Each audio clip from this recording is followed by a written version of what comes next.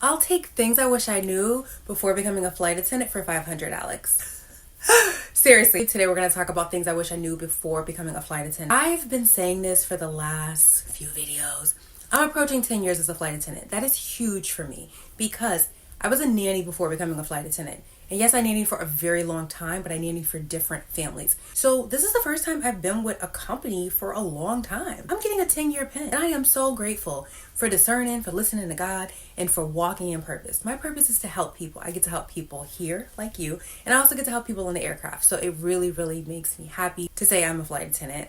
I love saying that. I have my wings. I got my wings so that I could fly with my dad, and now we fly together. All right, so let's jump right into it in no particular order. Number one, I wish somebody told me how important it was to get my rest. If you haven't went to flight attendant training yet, please get your rest. Get your rest, get your rest, get your rest.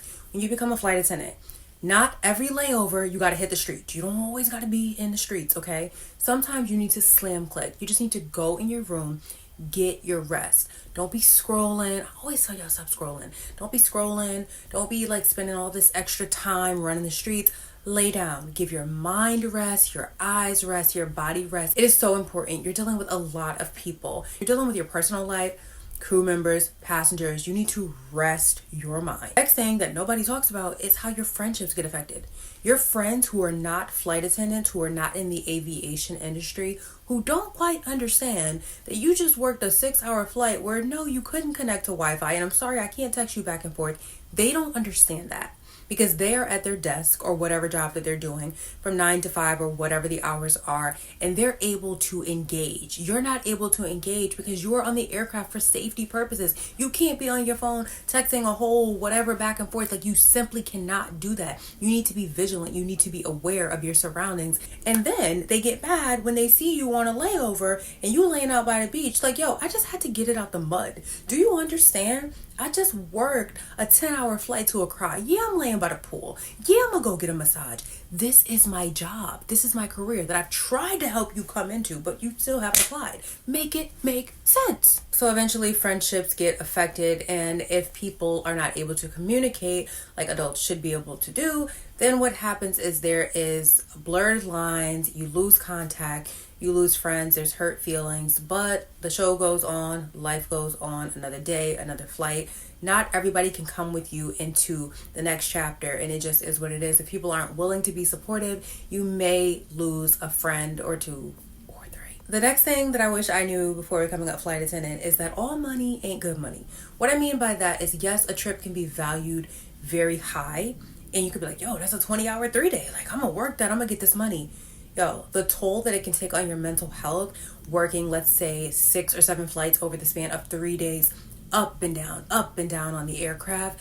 Your body is tired. Nah, I'm gonna get my rest and I'm gonna work a one leg. I'm good. Okay? I wish somebody had told me about the mean girls and the mean guys, because they exist. Truth is that they exist in every single profession, but not everyone is going to welcome you. But you have to still know that you are welcomed. You were hired for a reason. They saw something in you that allowed them to say, you know what? I want to give this person a conditional job offer.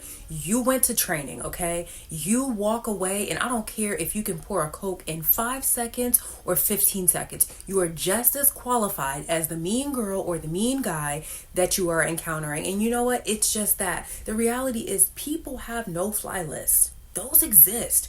They may be mental. They may be on a piece of paper. No, I don't want to fly with that person. I don't like their energy. But I wish I knew about the mean girls and the mean guys, because I definitely came in super happy. Oh my gosh, I'm so happy to be here. I'm ready to make a difference. And not everybody's going to welcome that energy, but don't let that affect who you are or change who you are. Another thing I wish I knew before becoming a flight attendant is what it takes to, let's say, become a charter flight attendant, or if you want to become a purser, or the commitment that is actually attached to those things. So I had always told myself oh, I'm going to wait till I get to such and such amount of years, and I'm going to do this, and I'm going to do that. But then when I actually reached that amount of time with the company and the position was open, I read the fine print and I was like, oh, that ain't this and this ain't that. So ultimately I decided I'm not going to become a purser. I'm not going to apply for that. Because another thing is that it might affect the schedule that you're used to having. I'm a turn girl. I like to fly turns. I like to bid for turns. But by being in, let's say, the charter program or being a purser, I'm not going to be able to do that. So here we are again. That ain't this and this ain't that. Oh well. Nobody really discusses the perks of living at your base. But I'm going to tell you like this. Live at your base, live at your base, live at your base. Here's why.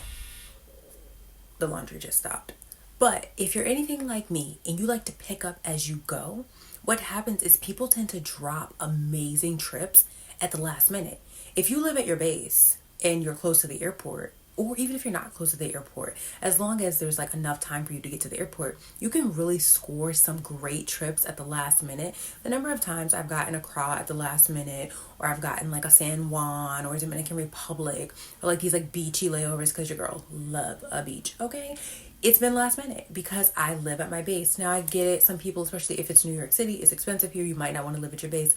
But if you don't have to commute, don't do it. Especially as a new hire. Don't do it. Come closer because a lot of y'all don't want to talk about this right now. Stay away from the airplane food. Stay away from the airplane food. The number of conversations that I've had with people who like see me pull out my meals, they're like, wait a minute, you made that? Or hold on, you're about to cook that? I'm like, yeah. Their biggest thing is like, oh my gosh, this airplane food, like it's put so much weight on me. And I always try to speak life into people because again, we listen, we don't judge. But if you're going to eat something that makes you feel good. Stay away from the sodas, the sugars. Figure out what you need to fuel your body. Pack that in your lunchbox. Eat those foods. Stay away from the airplane food because that freshman 15 is real, okay? And people talk about it. Stay away from the airplane food. Pack your lunch. Always have with you the things that you want to eat because good food makes me happy and I hope it makes you happy too. And most of all, have fun. Have fun. Like, yo, when you grow up somewhere like I grew up in Bridgeport, Connecticut. Like, when you come from the hood and you get to hop on that flight and go see, y'all know what I'm about to say if you've been rocking with me, Bozeman, Montana, because they have a really nice Walmart. But if you go get to see these places, just like, yo, like, God afforded me this. Like, this is real. I'm really out here in Paris. I'm really out here on this rooftop having some champagne. Yo, I'm really in Ghana where when you step off the plane, they're like, welcome home, my sister. I'm like, yo, have fun. Be grateful, be safe, have fun. And who knows, if you're single, you just may meet the love of your life, you know, somewhere near an airport, on an airplane or something like I did. All right, you guys, I love you guys. Stay beautiful. Let your light shine. If you're in flight attendant training, I wish you all the best. And if you're already on the line, I wish you the best as well. Just keep going, glowing, have fun, have fun, have fun, and live this thing called life. Every day above ground is another day, another flight, another day to get it right. I'll see you guys later. Bye.